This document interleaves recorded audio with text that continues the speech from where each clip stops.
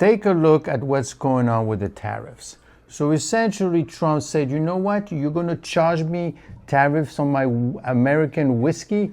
I'm going to take 200% on your European wine that you're shipping to the US. So you're saying, well, but that's terrible because then they're going to sell it to someone else.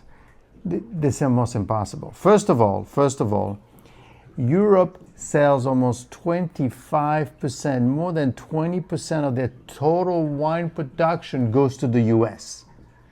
You just can't say, okay, who else wants it? Okay. Even if you were to find someone, you're not going to sell at the same price because the price of the wine that they sell to the US is higher. We got more money. So you're going to crash, and it's already cheap. The wine is already cheap in Europe, so you're going to make it even cheaper. And that's why it's different. That's why Trump, short term, makes sense, because he says it's going to hurt you more than it's going to hurt me. So you better do what I say. Don't forget, it took them 30 years to develop a relationship with the US and sell the wine to the US. So you just can't decide from now on to sell it to someone else. That's not going to happen. Now, of course, how long would it take them to do it? Probably 5, maybe more like 10 years to be able to start a new relationship with someone else. So the loss of the wine, the 200%, is a big deal for Europe. Watch out, they're going to come back and they're going to say sorry.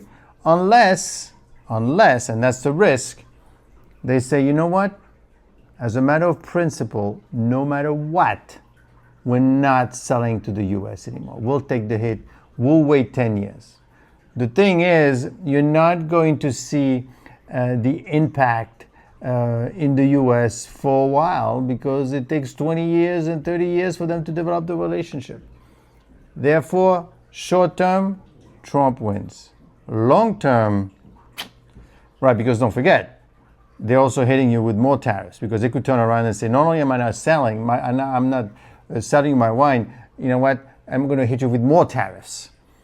And that's going to hurt them more than it's going to hurt them less, it's going to hurt us. So let's watch what happens, but I think it's going to get resolved. But if it doesn't, the US is going to lose out long term. And that's a concern we should all have at this point in the game.